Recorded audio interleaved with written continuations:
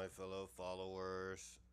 It is obviously me. I am, as you know, just a guy just trying to make a good fanfiction story on YouTube. And yes, this is going to be part two, obviously, but I'm just going to go ahead and call it part seven of this fanfiction, Silver Scarlet. And yes, of course, this is going to be about, finally defeating Grodd. But not only is Pietro going to be added into the action, but he is also going to eventually actually go on a romantic date with Dr. Light, or Linda Park from Earth 2. So, hopefully, you will all find this good enough. And also, the next chapter you'll find good enough. But let's just go ahead and get this started.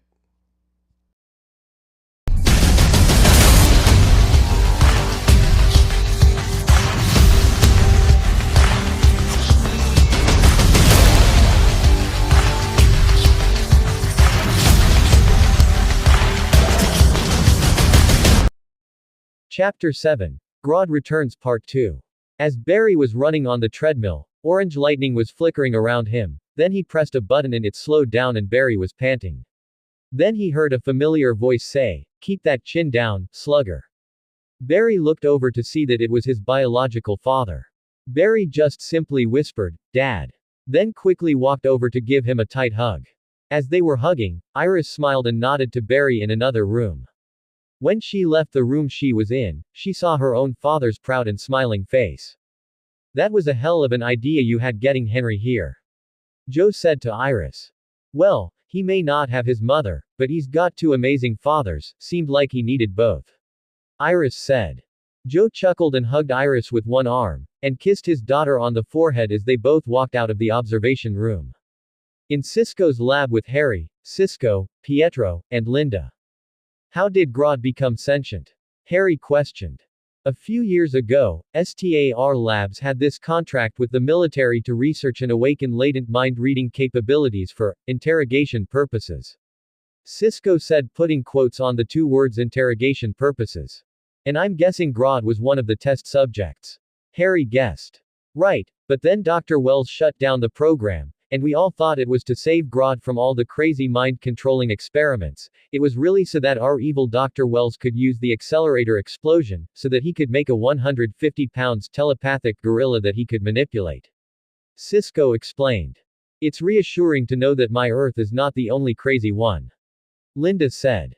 Pietro smiled and kissed her on the cheek. "The one I come from is just as crazy, trust me," Pietro said.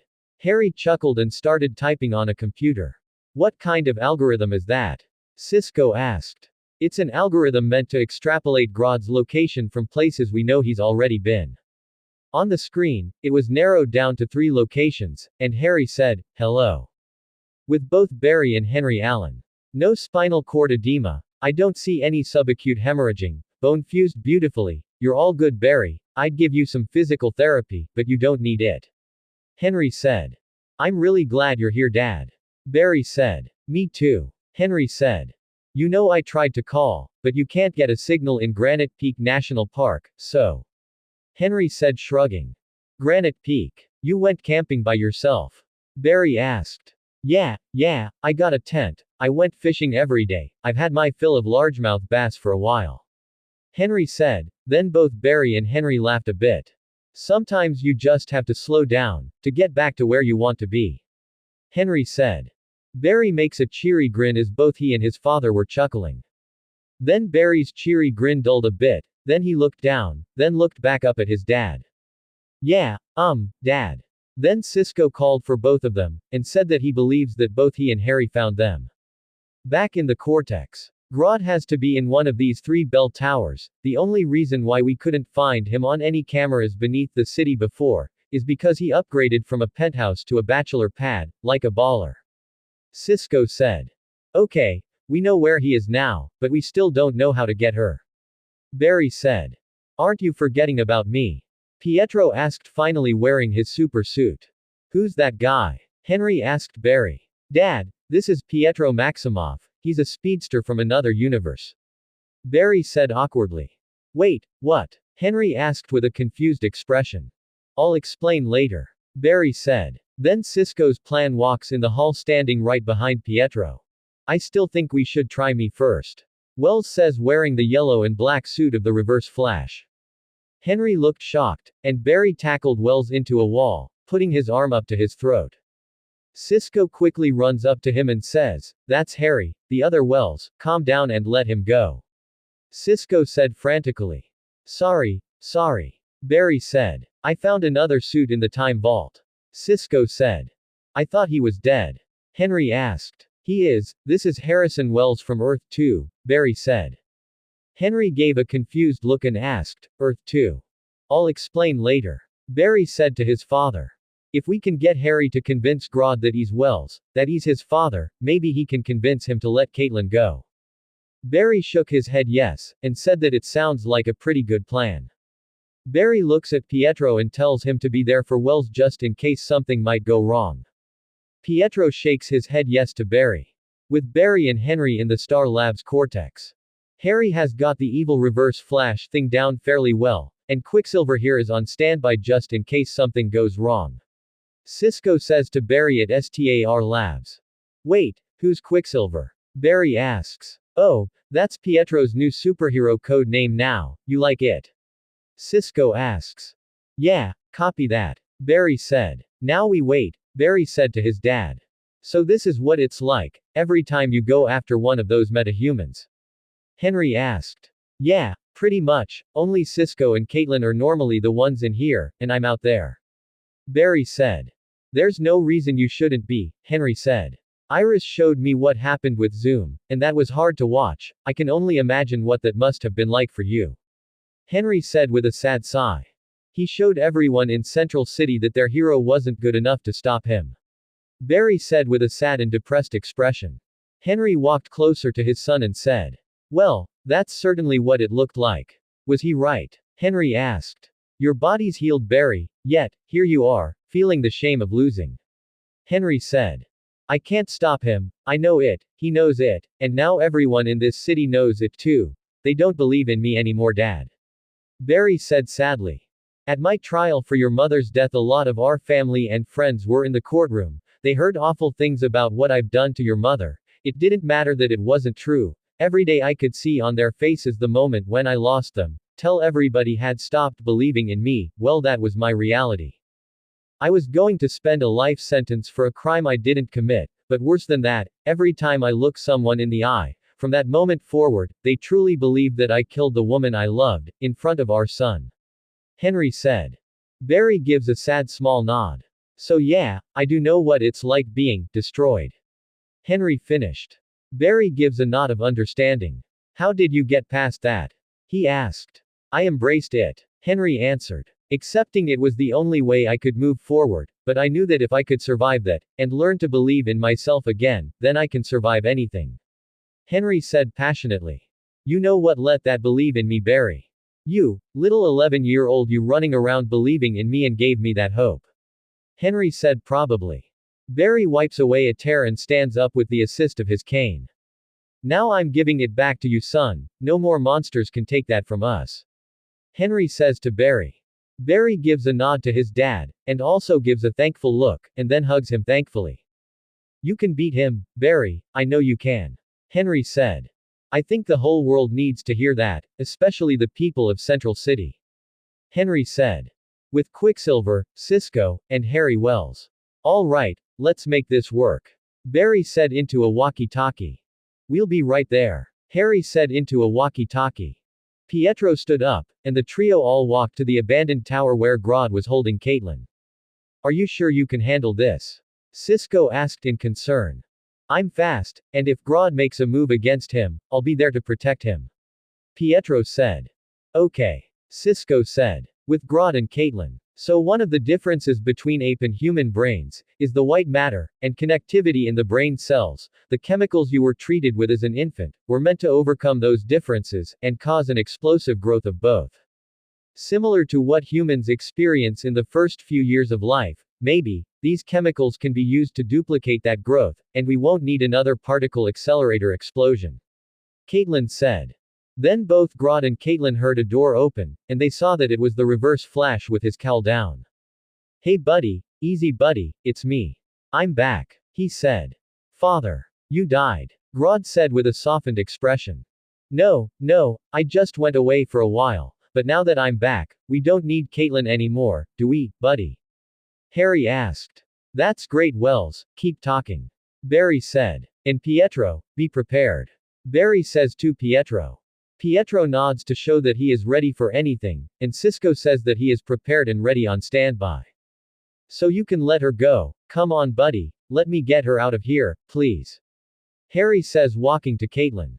Father never ask, father take. Grodd says loudly.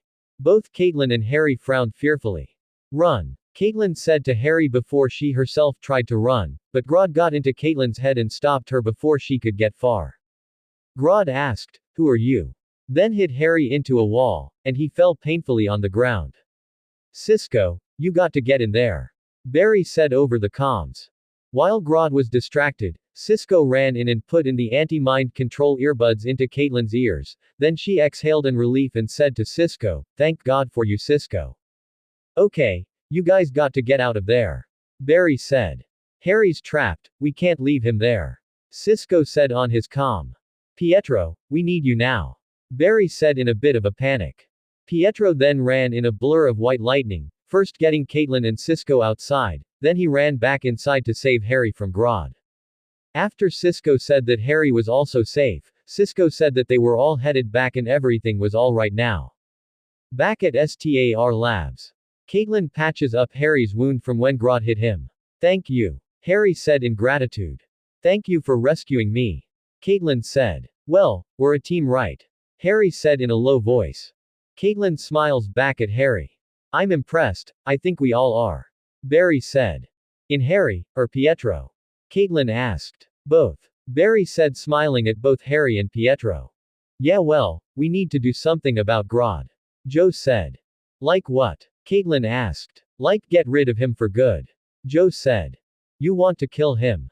Caitlin asked. Considering how many people he's killed, yeah. Joe said. This isn't Grodd's fault, he's only like this because Reverse Flash made him this way. Caitlin said. Yes but, Kate he kidnapped you, and you could have died. Barry said. You didn't see what I saw.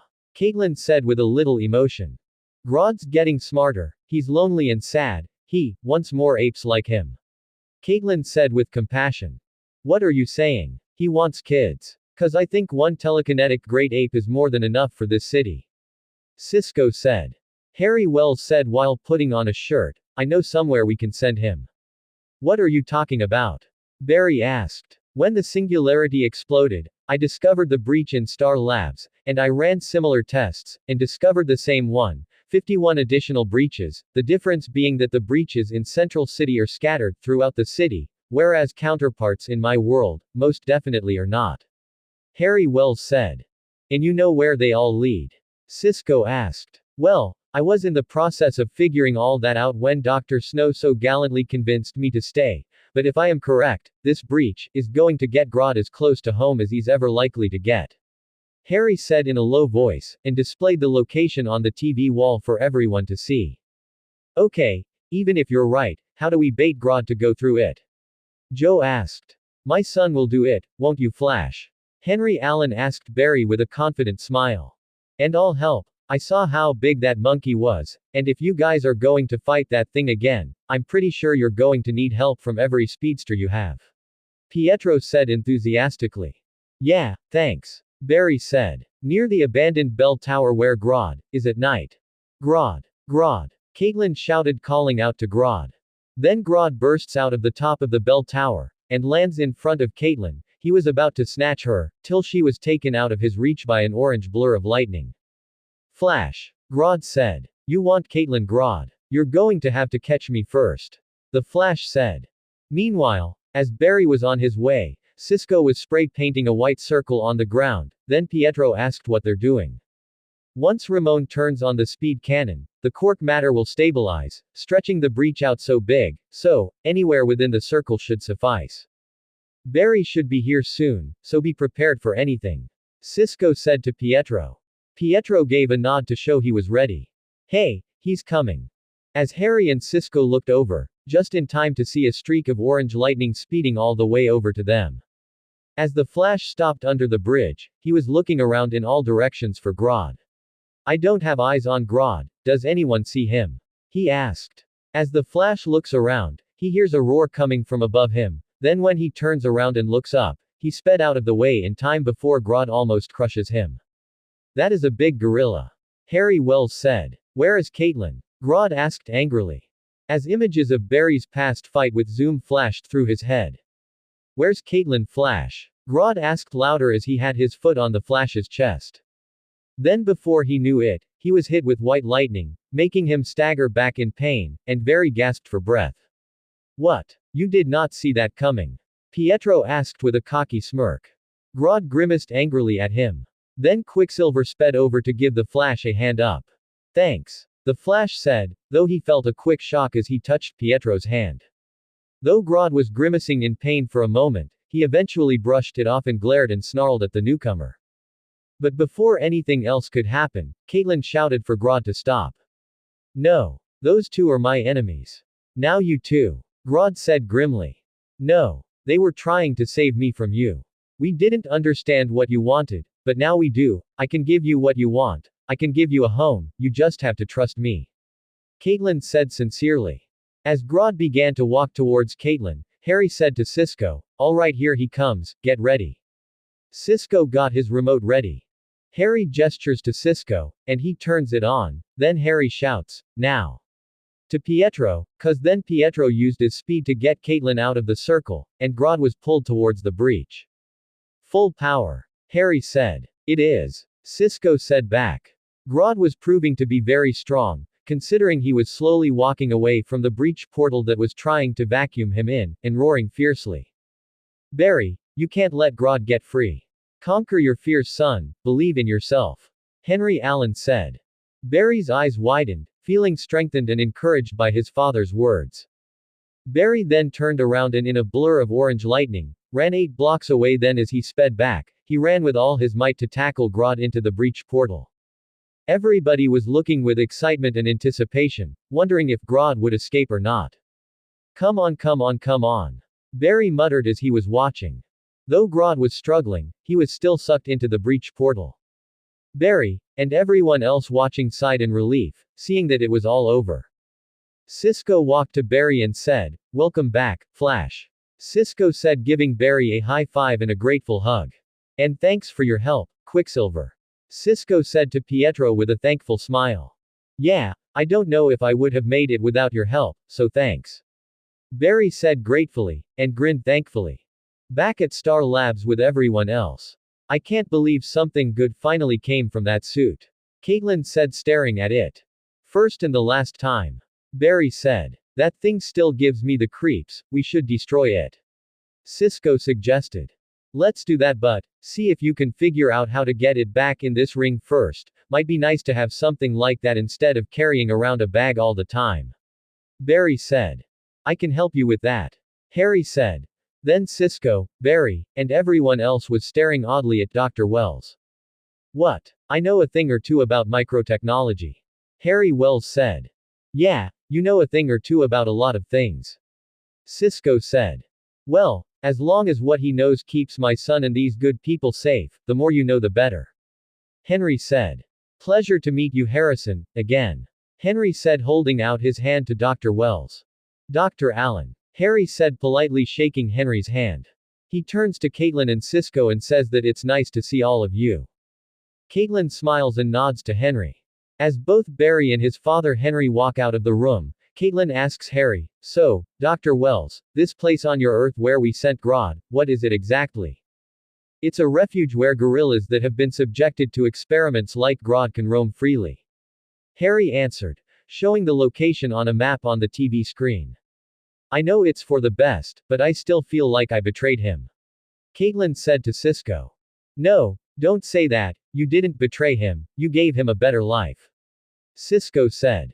I still don't understand though, why do the breaches on our Earth connect to different places on yours? Cisco asked Harry. I don't know yet, but I do know that we need to close them all, and I don't know how to do that. Harry said. You don't have to do it alone anymore, any of it. Together we defeated Grodd, and if we stay that way, we will figure out how to close the breaches, get Zoom, and get you your daughter back. Caitlin said. Harrison Wells, Harry for short, gave a sincere smile, then whispered a thank you to Caitlin.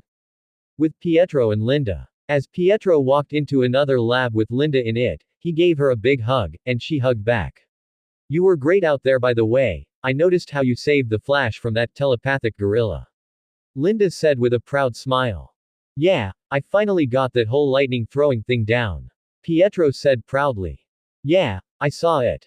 Linda said. Then she thought. Maybe he does have the potential to be faster than even the Flash. I don't know how this whole speed force thing works, but now that I have it, I'm sure I can use it to beat that Zoom guy, and I'll make sure he'll never think about hurting you again. Pietro said. Wait, didn't one of them say that you might have something else in you entirely different? Linda asked. I remember one of them saying that, yeah. Well, whatever it is I have, I'll use it to make sure that Zoom guy never tries to hurt you or anyone else ever again. Pietro said with a hopeful and promising smile. Linda's cheeks went a little pink. That really is sweet of you, but Zoom's a monster. If you fight Zoom, you'll end up the same way Barry was, except you might not get back up. Linda said worriedly. I know, and I remember what happened to get me here, but I can't stand the thought of you being in danger. Pietro said worriedly, putting his hands on Linda's shoulders. Linda then held Pietro's hands that were on her shoulders, and she looked up at him with a smile. Ever since I got here, so many amazing things I never even imagined seeing, experiencing, and going through, I've found the best thing I can ever have in this, or any universe. You, and the last thing I want is to see you hurt because I did nothing. Don't get me wrong, I love the idea of us living a beautiful life with you, but Zoom would be the only thing in the way of that, cause Zoom would be happy to kill us both if we tried. Pietro said. Linda's eyes went a bit glossy. Yeah, I can see your point. Linda said in a low voice. Pietro pulls Linda into a hug, then she whispers into his ear, I love you. And he whispers back, I love you too. End of chapter 7, part 2. This one, I apologize for coming out so long because well, I know it's been 2 months, but job searching and funny Wi Fi is pretty much my only reason for that. But in the next chapter, I'm actually going to make both Pietro and Dr. Light date. I know her real name is Linda Park, but from Earth 2. But let's just go ahead and call her Linda Park from this point on. That and also, I'm going to be following, making stuff up. I'm not going to be following the main story. And for now, I'm going to go ahead and say thank you for watching and listening. And I hope you all like, comment, and subscribe. And also leave a like. Fingers crossed for that personally. So I'll see you all later. And hopefully that one will be interesting.